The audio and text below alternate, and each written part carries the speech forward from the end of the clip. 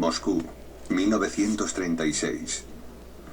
Uno de los dictadores más sanguinarios de la historia reina en el Kremlin. Stalin. Despiadado y todopoderoso, anuncia haber obtenido en las elecciones el 98,6% de los votos y agradece a sus compatriotas que entreguen su sangre y sacrifiquen sus vidas. Me llena de alegría saber que la sangre vertida por nuestros soldados no ha sido en vano y ha producido resultados. Sus súbditos viven sumidos en el miedo y obsequian al tirano con interminables aplausos. Él saca su reloj fingiendo impaciencia. Entre el público, Vasily Petrovich Nikolaev recuerda: los camaradas se miraban unos a otros. Nadie quería ser el primero en dejar de aplaudir. No sé por qué, pero terminé sentándome. 2 días después es encarcelado, golpeado y torturado, pero su fe en el comunismo no flaquea. ¿Cómo es posible? Stalin y sus cómplices han fabricado una mentira planetaria, fundada en su pasado y alimentada por sus crímenes. Un enorme engaño que sigue envenenando muchas mentes.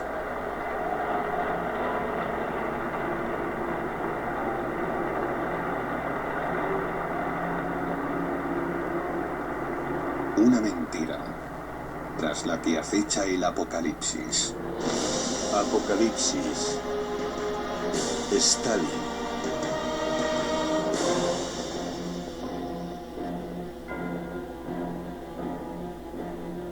¿Quién es Stalin? ¿Un parapeto contra el nazismo? ¿El pequeño padre de los pueblos? ¿Un asesino de masas?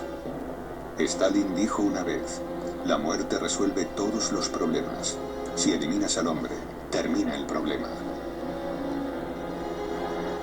Pero ¿cómo consiguió extender su poder por medio planeta? Utilizando imágenes de archivo coloreadas, descubriremos cómo ascendió al poder este joven seminarista y cómo terminó convirtiéndose en un demonio. Primera parte. El demonio.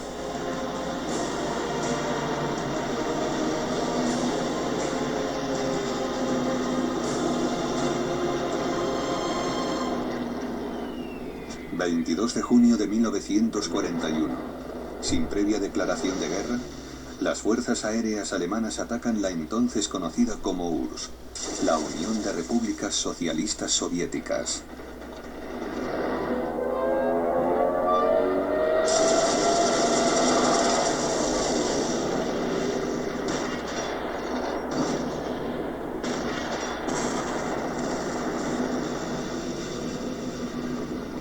Los alemanes avanzan a un ritmo devastador. En pocos días, capturan cientos de miles de prisioneros.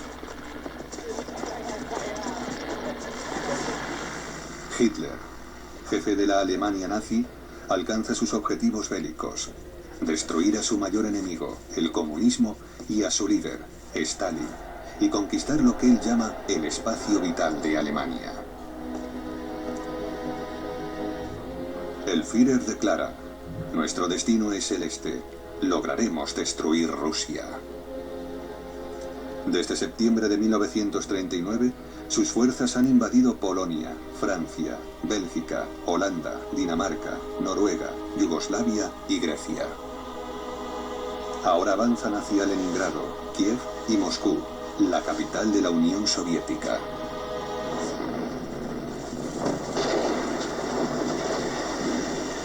Nadie ha tenido el valor de advertirle. Pero en la madrugada del 22 de junio de 1941, Stalin por fin despierta. Ha hecho lo imposible para evitar la guerra, llegando incluso a proporcionar a Hitler el combustible y los metales necesarios para derrotar a Francia.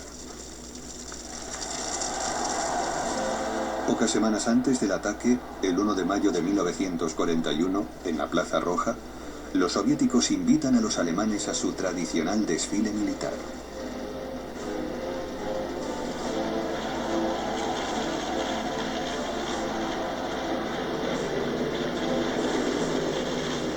Casi 2 años antes, Stalin había tomado la iniciativa y sorprendido al mundo al firmar un pacto germano-soviético de no agresión con Hitler. El acuerdo incluía cláusulas secretas que daban a Alemania el poder sobre la mitad de Polonia y los países bálticos.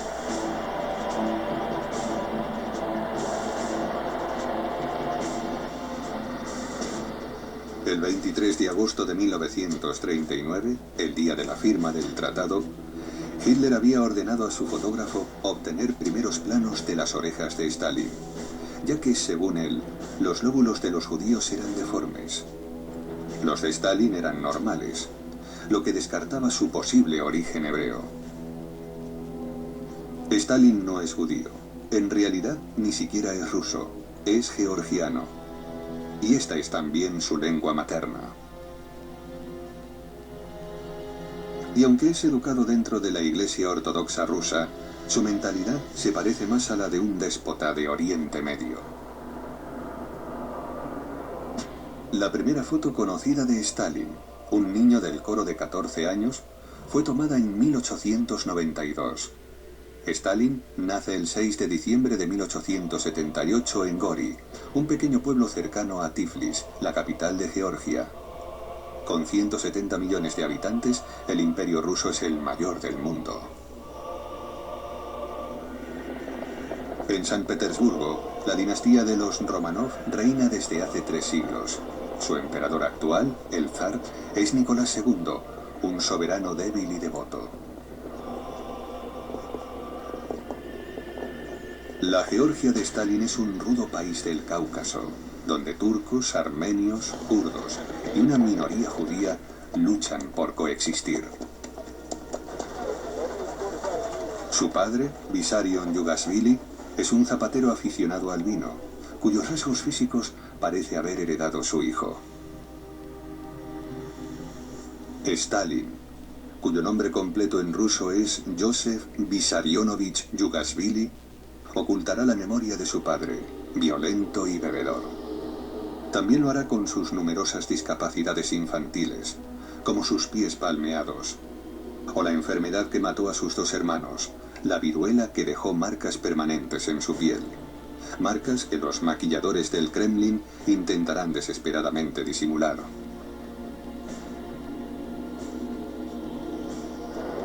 Su brazo izquierdo es más corto que el derecho, y desde que una carreta cayó sobre él cuando tenía 12 años, cogía de forma perceptible.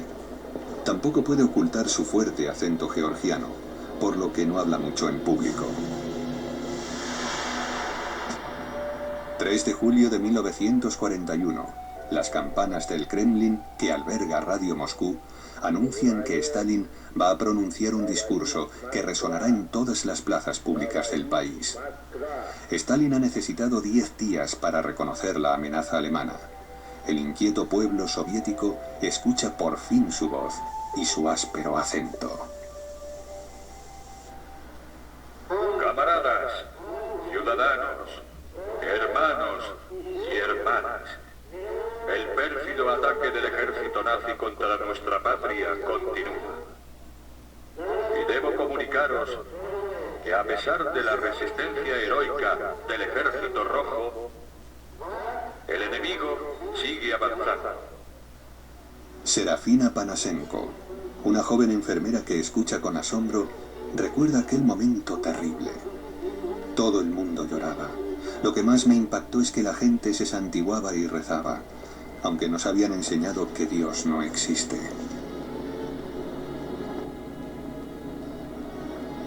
Sin embargo, Stalin, el nuevo Dios, perseguidor de la Iglesia, fue educado en un seminario.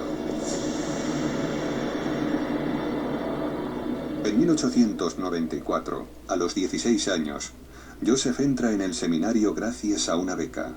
Posee una memoria excepcional y su voz destaca en el coro.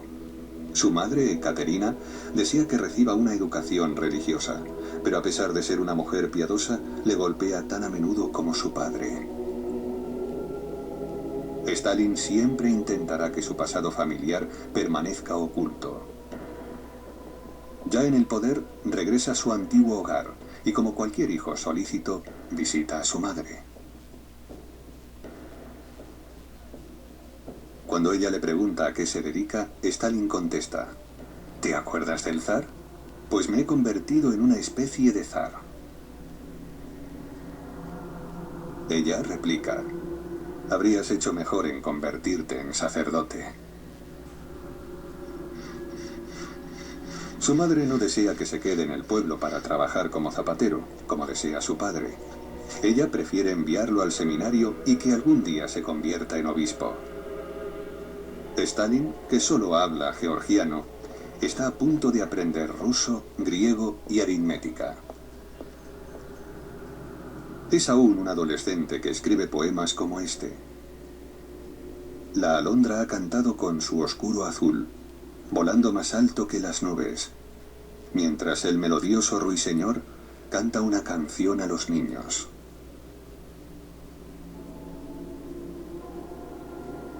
Stalin pierde la fe mientras estudia en el seminario de Tiflis. En este caldo de cultivo de revolucionarios, con la ayuda de infames y miserables curas ortodoxos y su tutor alcohólico, se instruye en técnicas de opresión. Incluso establece una lista: vigilancia, espionaje, invasión de la vida privada, violación de los sentimientos. Pero también aprende las virtudes del silencio. Para Stalin, siempre se gana más escuchando que hablando. Y aprende a no revelar sus sentimientos y a no traicionarse jamás.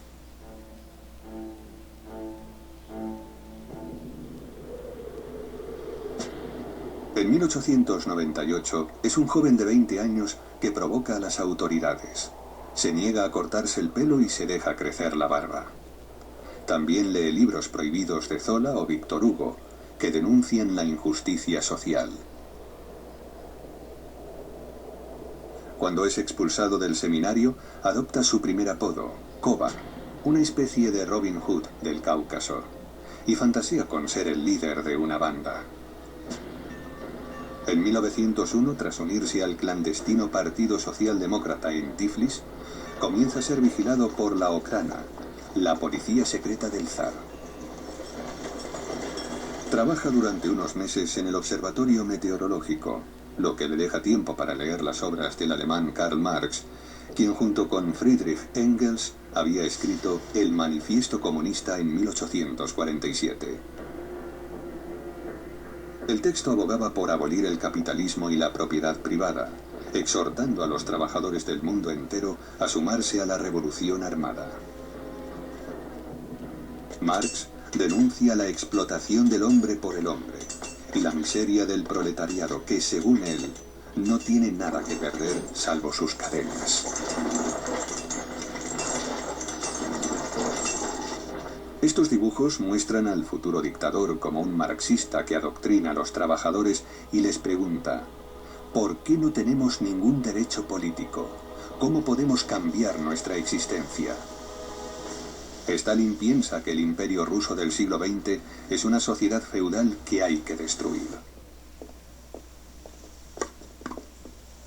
Mientras tanto, los despreocupados miembros de la familia imperial muestran a sus primos ingleses que ellos también saben jugar al tenis y que son lo bastante valientes como para nadar en las heladas aguas del lago de Ládoga, cerca del Palacio de San Petersburgo.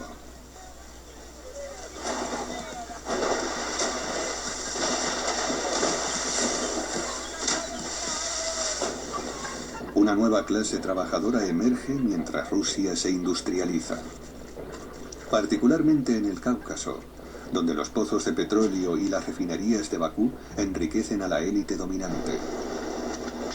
Los explotados se rebelan y adoptan la marsellesa como canción revolucionaria, a la que incorporan su propia letra.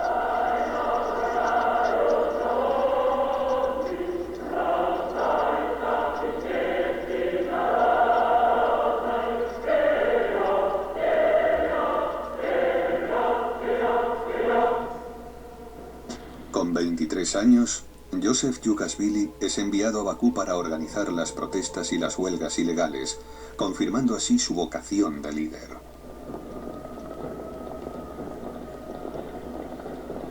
Siente pasión por los escritos de Sergei Nechayev, un ideólogo ruso del siglo XIX, y en particular por su Catecismo del Revolucionario. El revolucionario no tiene intereses personales, sentimientos, ni siquiera un nombre. Ha cortado todo lazo con la ley y la moral, y es un enemigo despiadado del mundo civilizado, cuya destrucción es su único objetivo. Todos los sentimientos de amistad, gratitud y honor deben ser sacrificados a la pasión revolucionaria.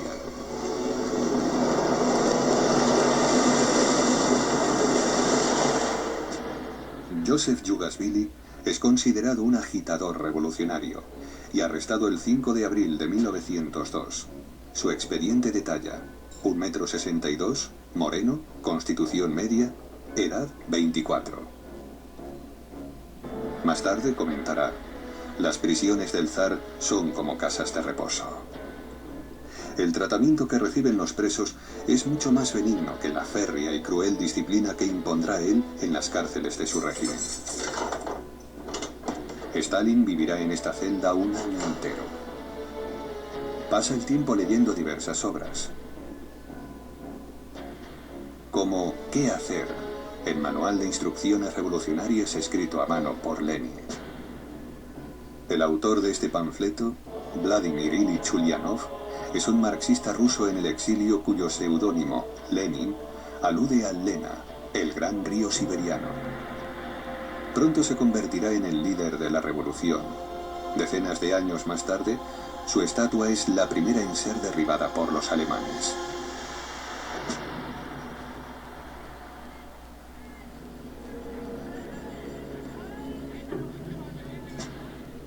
En Minsk, en julio de 1941, el edificio que albergaba a la NKVD, la policía política soviética, se convierte en el cuartel general de las SS, que han recibido la orden de exterminar a los judíos. La propaganda alemana difunde el racismo nazi. La codicia y el deseo de matar distinguen a estos infrahombres, dignos aliados de Churchill y su camarilla de plutócratas. Así comienza el llamado Holocausto por balas. El genocidio de los judíos. Las hambrunas en los guetos y los campos de la muerte. Los alemanes prosiguen su avance en Rusia y sus fuerzas acorazadas se adentran más de 500 kilómetros. Hitler controla ya a 20 millones de soviéticos.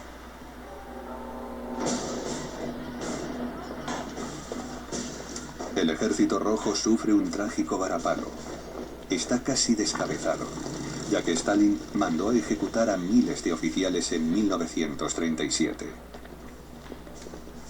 A mediados de 1941, el georgiano dicta la Orden 270, que castiga a las familias de los soldados que se rindan a los alemanes.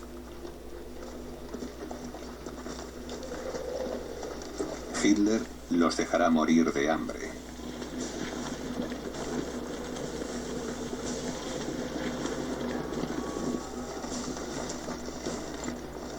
Uno de estos presos soviéticos, el soldado Iván Shulinsky, recuerda: para mantenerme vivo, solía cantar esto desde el país del hambre. Si tuviera alas me elevaría hasta el cielo, hacia las nubes, donde no existe el dolor, ni tampoco el castigo. Su destino es trágico. Los que consigan sobrevivir serán deportados por Stalin por haberse rendido en combate. Los alemanes prosiguen su avance. Los granjeros ucranianos, víctimas de la hambruna stalinista que ha causado 6 millones de muertes, dan la bienvenida a los invasores. Más adelante serán ahorcados por el Ejército Rojo. Considerados traidores y filmados a modo de ejemplo.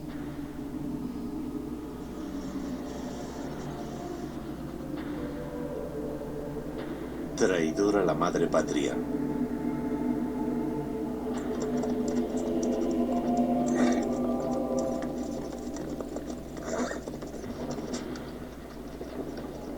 Verano de 1941.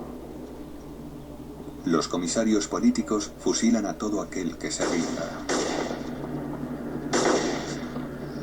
En Moscú, las fábricas, los obreros e incluso los ministerios son evacuados. La enfermera Serafina Panashenko decide alistarse. Mi padre era comunista, explica.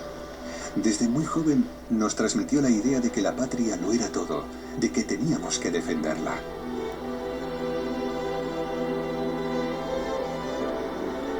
Si llegan a ser capturados, todos sufrirán un destino horrible.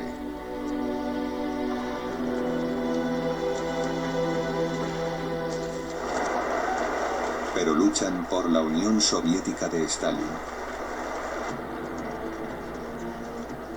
Todos los hombres de entre 16 y 50 años son movilizados. 14 millones de soldados.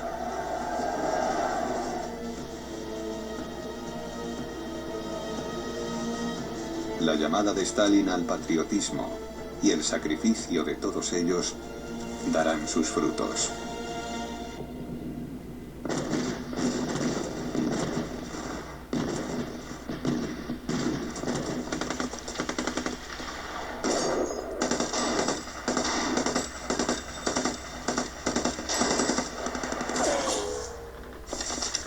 Los soviéticos cierran el paso a los alemanes en su camino hacia Moscú.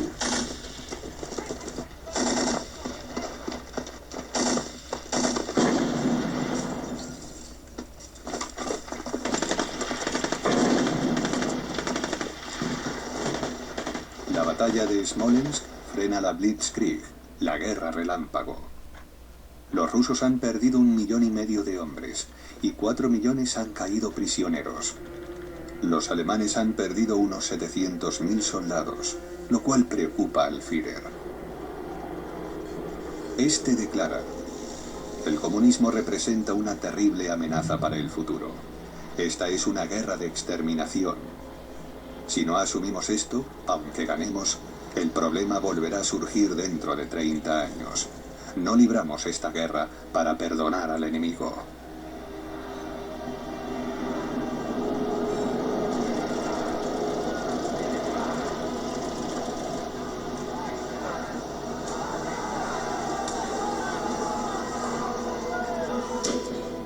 El omnipresente Stalin dirige la campaña contra Hitler.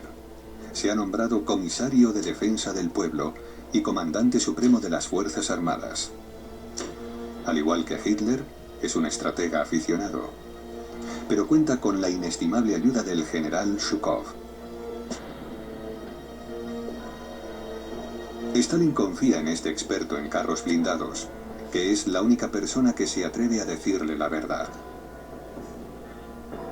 Zhukov predice: los alemanes concentrarán sus esfuerzos sobre Kiev. La ciudad debe ser evacuada. Furioso, Stalin contesta: ¿qué locura es esa? Nunca entregaremos Kiev. Zhukov sabe que tiene razón y que Stalin se equivoca. Y como ha vaticinado, Hitler envía sus fuerzas hacia el sur. Los alemanes se dirigen hacia Ucrania, rodean a los soviéticos y hacen 600.000 prisioneros.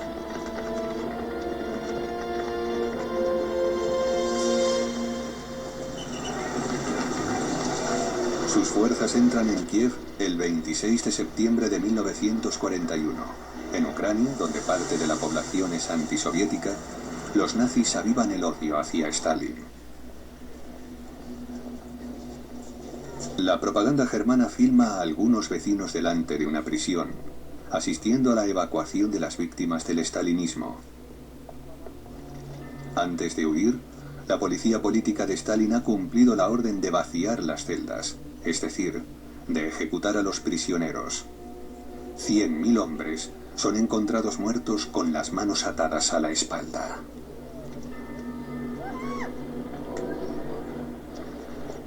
Mientras tanto, los nazis juntan a 34.000 judíos ucranianos y los asesinan en el barranco Babi Yar, cerca de Kiev.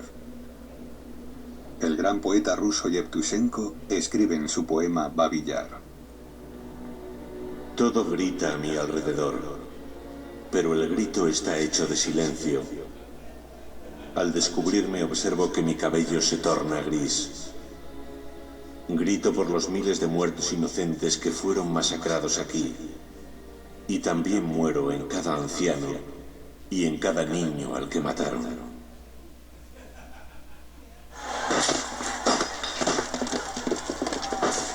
En Kiev, el odio se desata contra las efigies del implacable jefe absoluto, Stalin. En 1903, Stalin tiene 25 años y todavía se hace llamar Yugashvili. Entre dos estancias en prisión, ingresa en la rama más extremista del Partido Socialista clandestino, los bolcheviques, a cuyo timón se encuentra el apasionado Lenin, aún en el exilio. En las reuniones del partido celebradas fuera de Rusia, Lenin se enfrenta a los mencheviques, una minoría más moderada.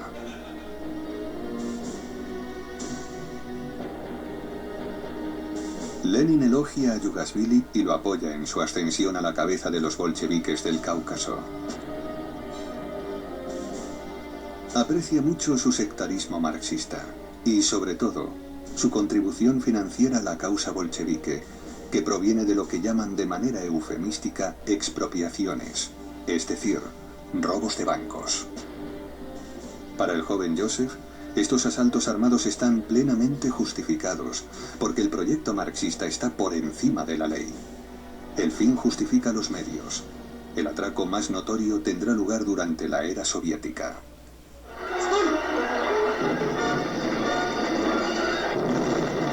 El ataque al transporte de fondos del Banco Central de Tiflis, el 12 de junio de 1907, es organizado por el futuro Stalin. Capturan un botín equivalente a 6 millones de euros actuales, pero 5 hombres mueren y 16 resultan heridos. En el partido, muchos condenan estos actos criminales. Pero Yugashvili se defiende. Debemos quebrantar la ley hasta alcanzar la revolución. Respetando la ley no avanzaremos nada. Solo la lucha armada puede derrocar al zarismo. En Bakú se une a Voroshilov, el secretario del Sindicato de los Obreros del Petróleo, que controla a 50.000 hombres y extorsiona a los ricos industriales, amenazándolos con una huelga o con incendiar los pozos.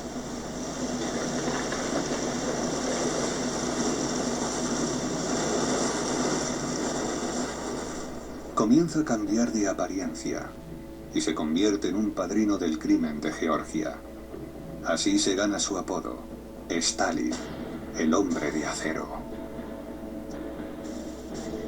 A sus 30 años, su apetito sexual es insaciable. Sus ojos despiden fuego, comentará una de sus jóvenes conquistas. Su peligrosa existencia no parece la más apropiada para disfrutar de una vida en familia. Sin embargo, entre dos arrestos, se enamora de una bonita costurera, Ekaterina Svanidze. Y no solo acepta casarse por primera vez, sino que accede a celebrar un matrimonio religioso. 3 años más tarde, ella muere de tuberculosis con tan solo 22 años. Él la recordará como una mujer que sabía cómo derretir mi corazón de piedra. Ekaterina le da un hijo, Yakov, que incluso es bautizado con el consentimiento de su padre. Como no puede cuidar de él, el niño es criado por sus abuelos georgianos. Pero una vez en el poder, Stalin reclamará a su hijo, que mantiene una gran amistad con el guardaespaldas del propio Stalin, Nikolai Vlasik. En 1941, Yakov, que ya es teniente de artillería, es capturado por los alemanes, que lo consideran un trofeo bélico excepcional. Cuando Stalin se entera, ordena el arresto de la mujer de Yakov y obliga a esta a separarse de su hija. Su interrogatorio proporciona a los alemanes un dato esencial. Yakov, que no siente el menor afecto por su progenitor, declara: mi padre tiene miedo del movimiento nacionalista ruso. La creación de un gobierno ruso hostil a Stalin podría propiciar una rápida victoria germana. El mariscal von Bock se apresura a informar a Hitler. Esta revelación podría permitir al Führer adelantar el fin de la guerra, eliminar el comunismo del vasto territorio que ya controla y restablecer el derecho a la propiedad privada y la libertad de culto. Pero a Hitler nada de eso parece interesarle. Para él y para Joseph Goebbels, su ministro de la propaganda, los rusos son seres inferiores, destinados a la esclavitud. Goebbels declara: los rusos no son un pueblo, sino un conglomerado de animales.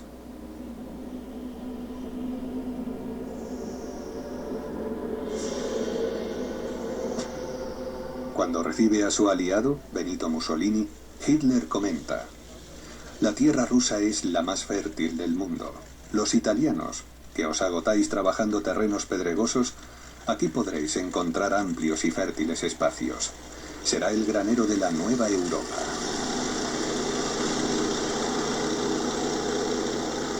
Los alemanes ya habían invadido la gran llanura rusa 30 años antes.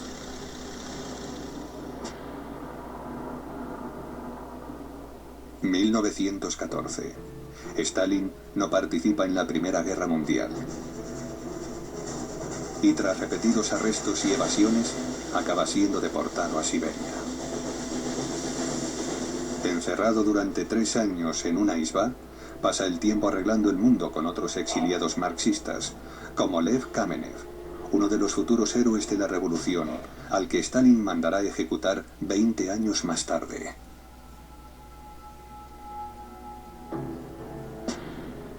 El 12 de marzo de 1917, Stalin, ya liberado, llega a San Petersburgo, entonces Petrogrado, después de que la Revolución de Febrero haya obligado a abdicar al zar.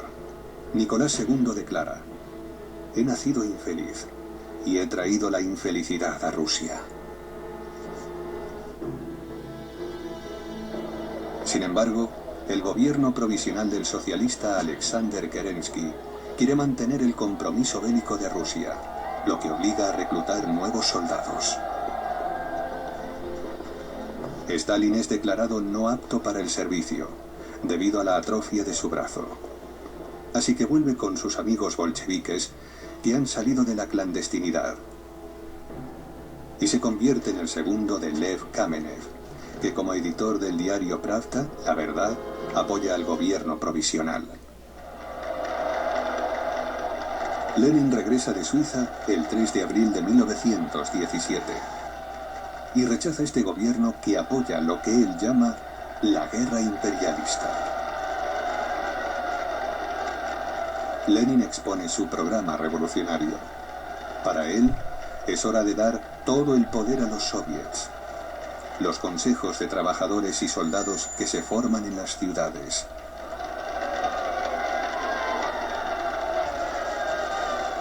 También aboga por nacionalizar los bancos y confiscar las grandes explotaciones agrícolas.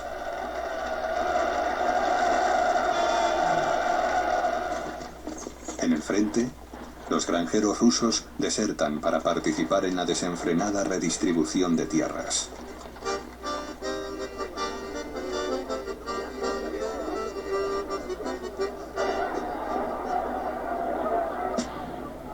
Verano de 1917. La influencia bolchevique se extiende por todo el país. Gracias al lema de Lenin: os prometo paz, tierra y pan.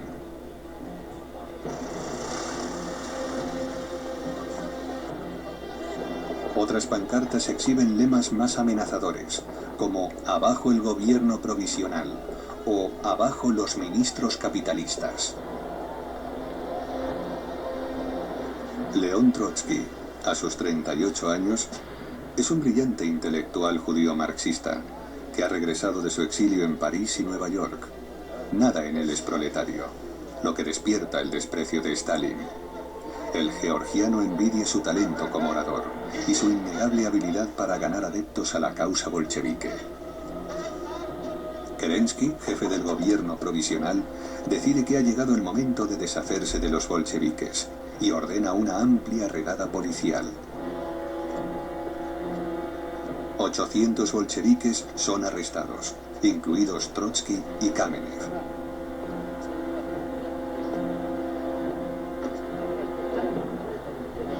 Lenin escapa a Finlandia con la ayuda de Stalin, que afeita su famosa perilla y lo disfraza de granjero. Stalin se convierte en su mensajero, lo que le permite ascender en el organigrama revolucionario. La llegada del inminente invierno aumenta la tensión en todo el país, propiciando huelgas y agravando la hambruna. Tras 3 meses de ausencia, Lenin decide volver a Petrogrado para lanzar una insurrección. Durante la noche del 7 de noviembre de 1917, los bolcheviques toman los puntos estratégicos de la capital, la estación eléctrica, los puentes, correos y liberan a todos los presos. El palacio de invierno del depuesto zar es el refugio del gobierno provisional de Kerensky. Solo un batallón formado por mujeres jóvenes se aposta para defenderlo. Los hambrientos soldados de la guarnición han huido en busca de comida. El crucero de guerra Aurora efectúa un disparo de salva. Es la señal para asaltar el palacio. Las 140 heroicas jóvenes lo defenderán hasta el final.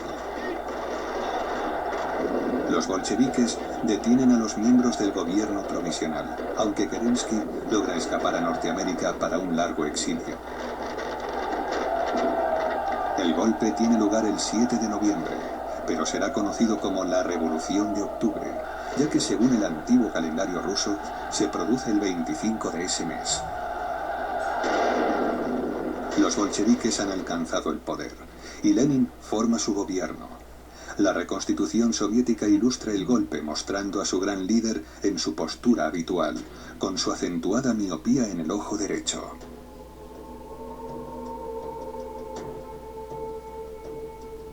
Lenin elimina el término burgués de ministro y acuña el de comisario del pueblo. Ofrece a Trotsky el puesto de comisario de asuntos internos, pero este se niega alegando que sus enemigos podrían atacar al nuevo gabinete esgrimiendo su origen judío. Lenin le ofrece entonces el área de asuntos exteriores, que Trotsky acepta encantado. Por primera vez en la historia, una mujer se convierte en miembro de un gobierno. Alexandra Kollontai, una aristócrata que ha abrazado el marxismo, ocupará su puesto durante 4 meses. Stalin es nombrado comisario de las nacionalidades, cuya misión es poner freno a los movimientos independentistas. El georgiano, autor de un folleto publicado en 1913 titulado El marxismo y la cuestión nacional, se ha ganado la confianza de Lenin. 20 años más tarde, ordenará ejecutar a 12 de los 15 ministros del gobierno de 1917.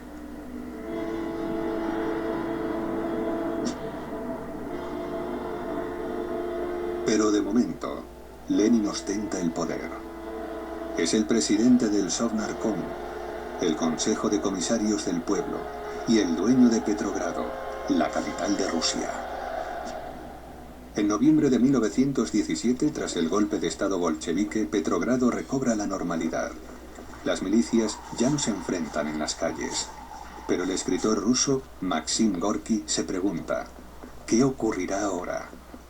Me temo que mucha sangre será derramada, más que en todo nuestro pasado.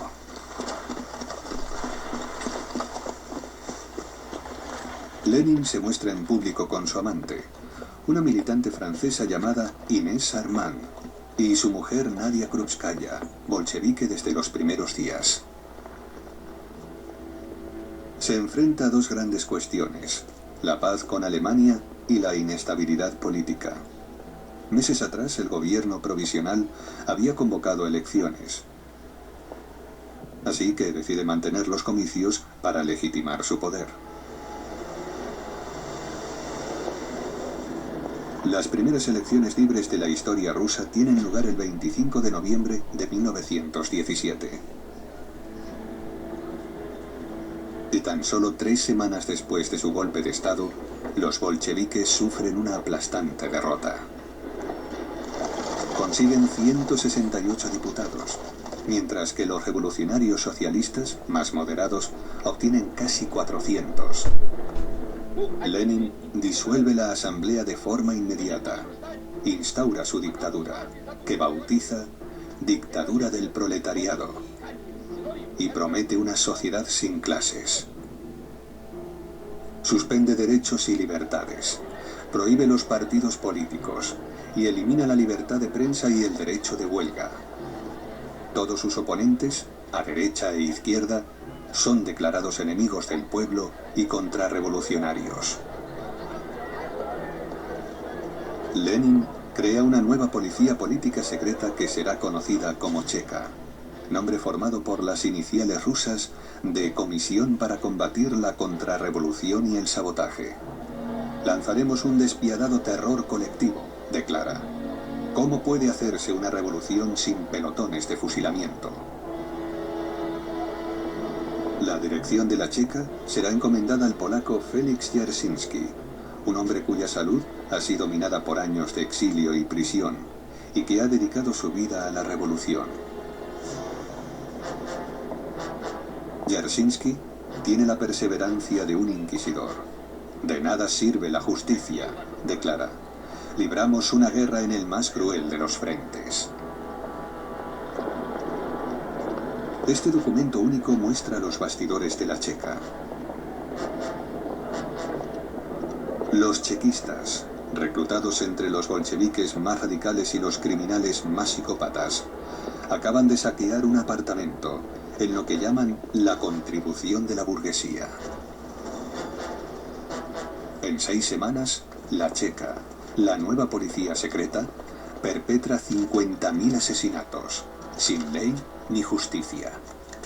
El fiscal de la nación afirma: debemos ir más allá de la ejecución de los culpables. La ejecución de inocentes impresionará mucho más a las masas.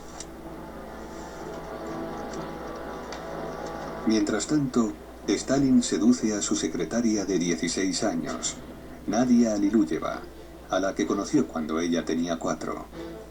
Sus padres son 2 ardientes bolcheviques que ocultaron a Lenin de la persecución de la policía.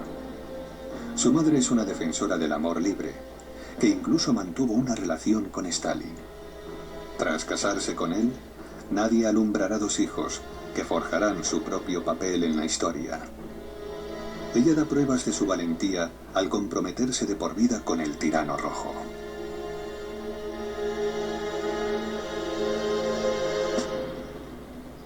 El 3 de marzo de 1918, los soldados rusos y alemanes abandonan las trincheras y se saludan sonriendo bajo el lema Revolución Internacional.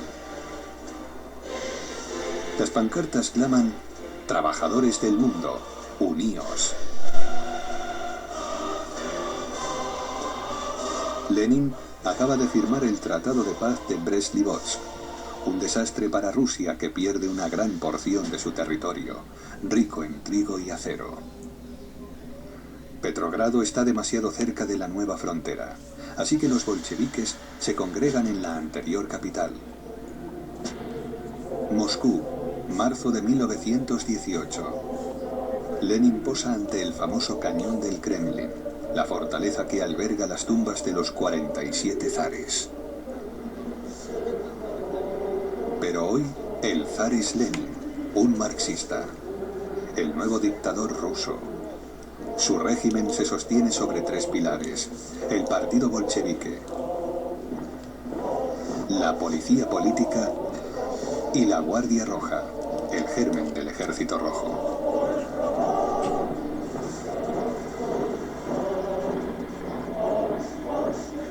Pero Lenin se encuentra en una posición precaria, rodeado de fuerzas hostiles al bolchevismo.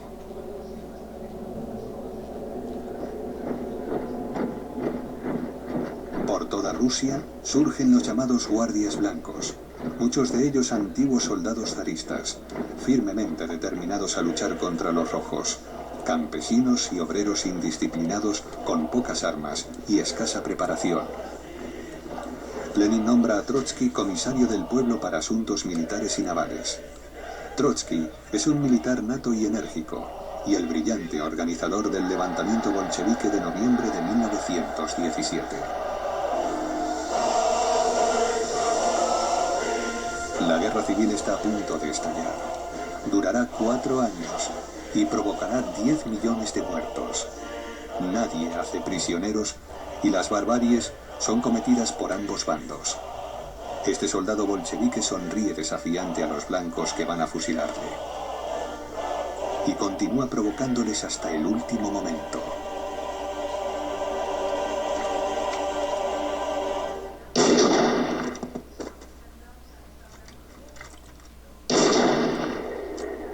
En Rusia, la muerte se ha convertido en algo cotidiano.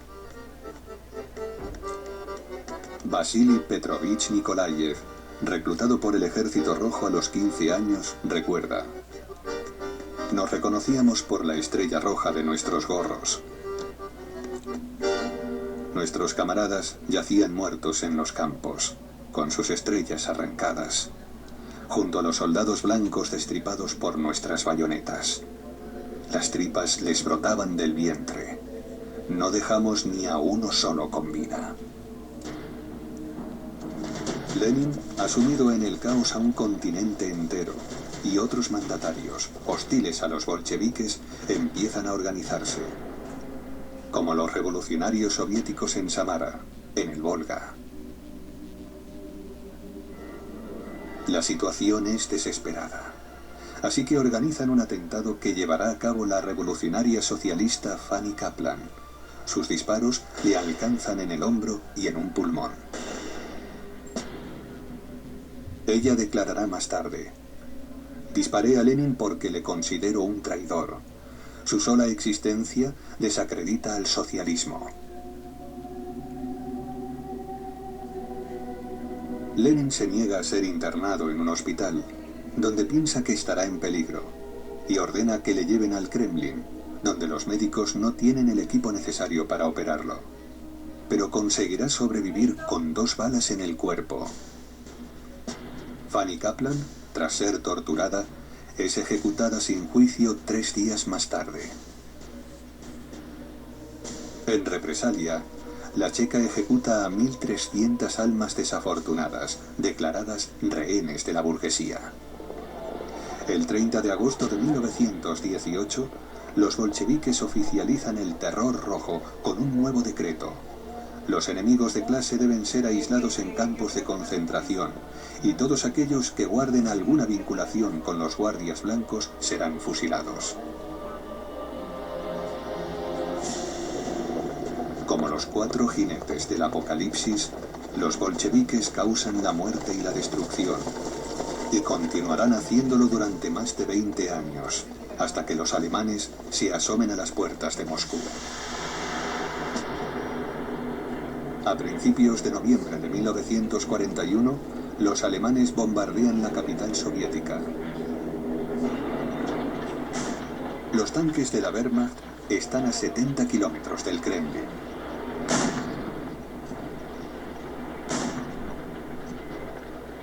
Hitler declara: Rusia está acabada.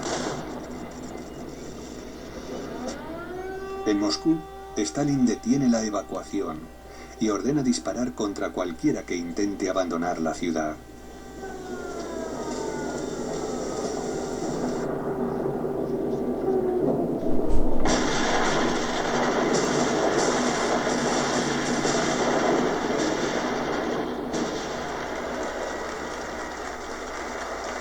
El 6 de noviembre de 1941, en el metro de Moscú, ante su gobierno y frente a los líderes del Partido Comunista, Stalin pronuncia un gran discurso.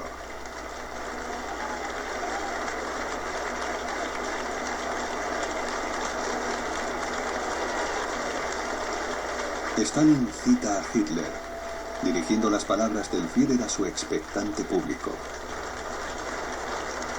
Han sobrevivido a 2 décadas de terror, pero él les advierte de que lo peor está por venir. Hitler dice, no podemos gobernar sin la ayuda de la fuerza. Todos los medios están justificados. Cuando la política lo exige, uno debe mentir, traicionar e incluso matar.